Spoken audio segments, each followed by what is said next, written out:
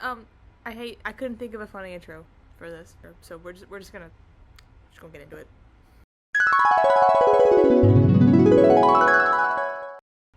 Something that I found interesting about the revolution is how like the underdogs were insanely helpful and absolutely necessary for winning the war.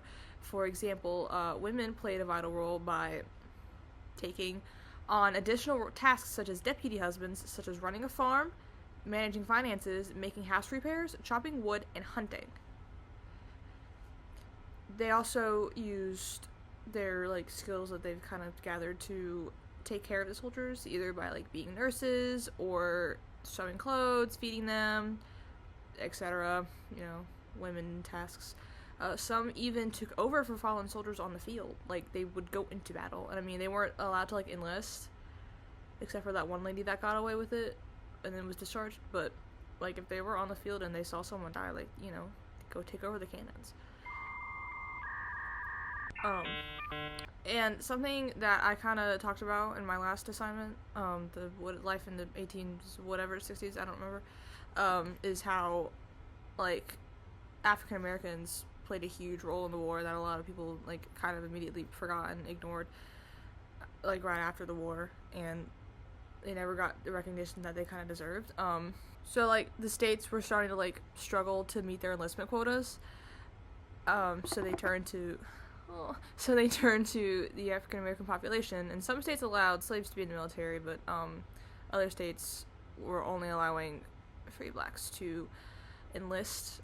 But I think the South was kind of allowing like slaves to take the place of like some of the men that were in it, but they were only in like, I think they were only in the Navy and only in support roles. Like, they weren't giving them guns, which, I mean, don't give people you don't like guns, I guess.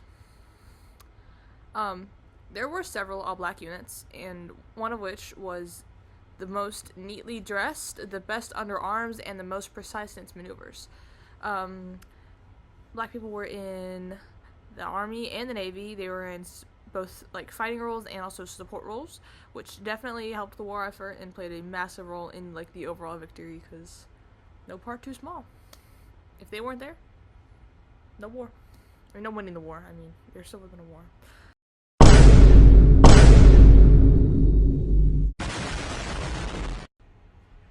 Yay!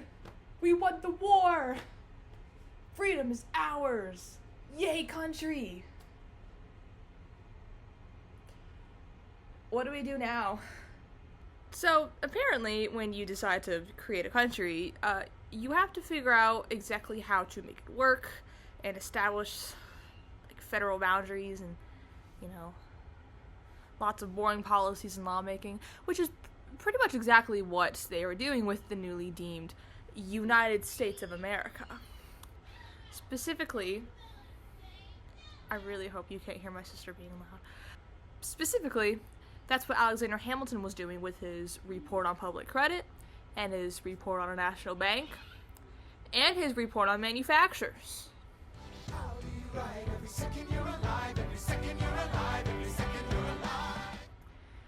And in an effort to try and pay some of the national debt and, you know, fund the military and other things, he created some tariffs and some tax. Most importantly, you know, namely the tax on whiskey. Why he thought that was a good idea, I have no clue. Like you saw what happened when Britain taxed the tea, and you want to tax whiskey? Whiskey. Americans plus taxed alcohol? Bad idea. Insert Whiskey Rebellion. So, my boy Aham went to my other boy, G-Wash, and he was like, yo, you gotta stop the rebelling over the whiskey tax. You gotta stop this whiskey rebellion. And, my boy G-Wash was like, he was like, I guess so. So, they didn't even like fight anyone. They just kind of like rode on down there, and they like showed up, and the people were like, well, these guys are serious. Maybe we should stop. So They did. And that was kind of the first, like, show of federal power. And it started kind of, like, I guess, shaping the role of the government and helped to kind of start balance out, like, the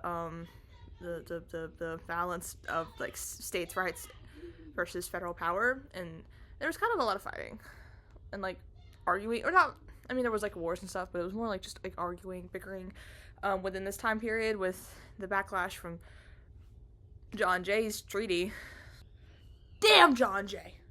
Damn everyone who won't damn John Jay! Damn everyone who won't stay up all night damning John Jay! I just wanted to read that. TBH. To the questions raised by the Alien and Sedition Acts, you know. How much authority should the government really have over the states? And since the acts themselves were met with resistance, calling them unconstitutional and declaring that states should have the right to nullify a law they think is unconstitutional, the Kentucky and Virginia resolutions, which weren't exactly received very well, I don't think, but my point still stands. Turn it down or go away. I think lots of things contributed to the Civil War, but I think it kind of stems from, like, the rising, like, political and / societal friction at the time that was, like, a result of not only how much power the government kind of had over the individual states and their rights, but also, like, the legality of slavery and the rising abolitionist movement. The southern states really wanted the right to have slaves, but the northern states were kind of against it. And some states were trying to nullify certain laws or secede from the country entirely, kind of as, like, a result of the Kentucky and Virginia resolutions, because that's an option now, I guess.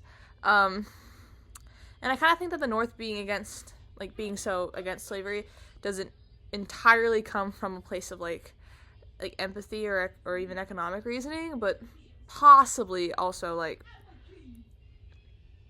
not, like, trying to pick a fight with the South, but, like, they just happened to be on opposing sides, and they didn't really want them to win. That's not really what I think, but I don't know how to, like, I can't explain it any other way.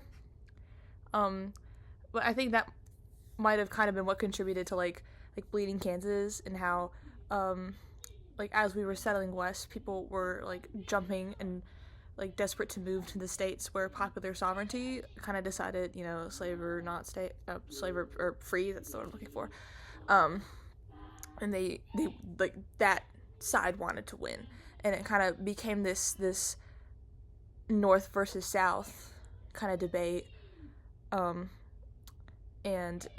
this is kind of, not really, I'm going to use it for my point anyway, and William Lloyd Garrison's kind of, like, thing that we read. The hour is coming when men of all sects and all parties at the North will rally under one banner, the banner of liberty, and a similar coalition will be seen as at the South rallying under the black flag of slavery. I don't know if this, like, makes sense or not, or if it's, like, right. I don't really know how to verbalize what I think about this. So there's some analytical reasoning in there somewhere. I just don't know where.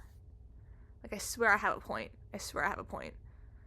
Also, I think, like, there was also this rising question from like, the abolitionist, the North's perspective.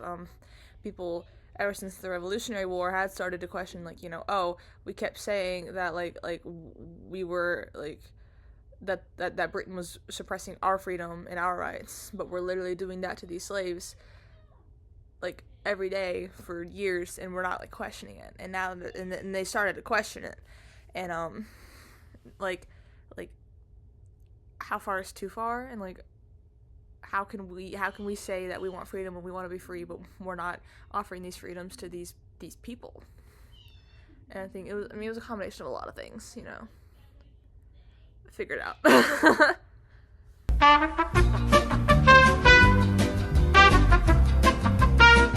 Alright, so more people move here, more products are needed for the people that move here.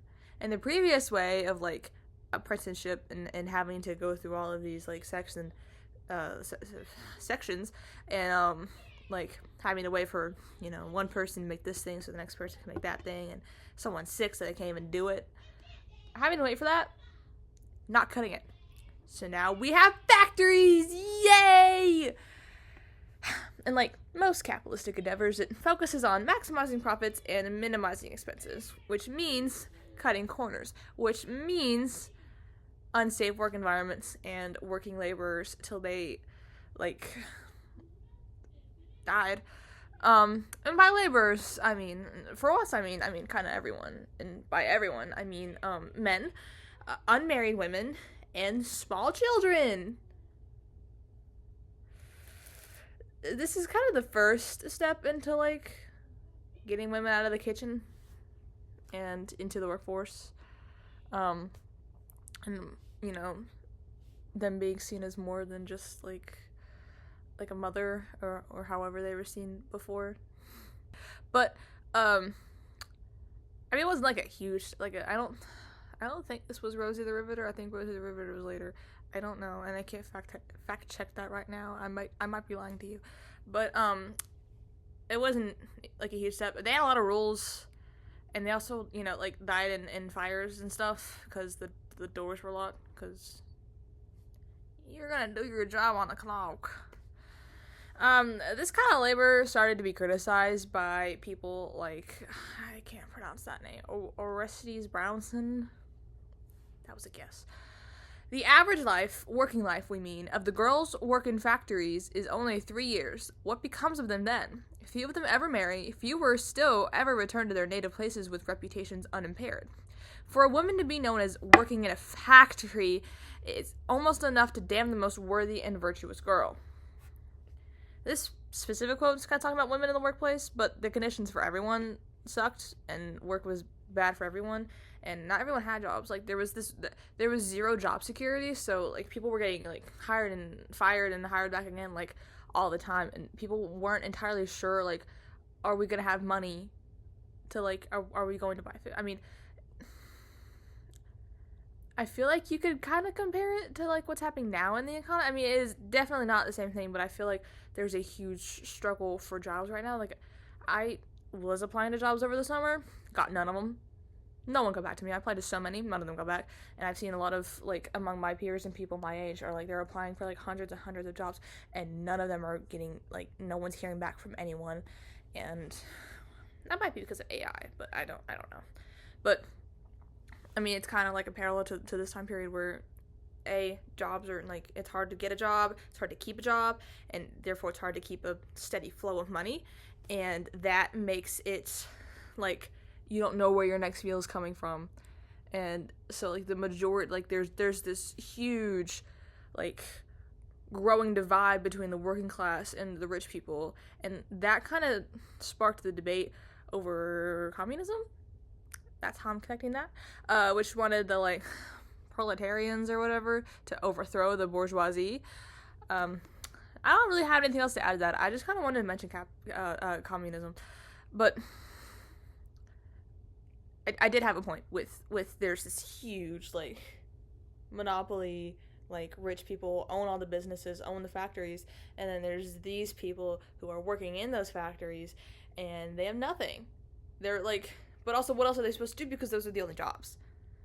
And so they started trying to, like, get together and like, unionize, and that didn't always go well. There was problems with that.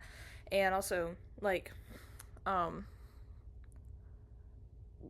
while they were trying to fight for like, better working conditions and stuff, sometimes they would go on strikes, like the Newsboy strike of 1899, which isn't really related, but I like Newsies, so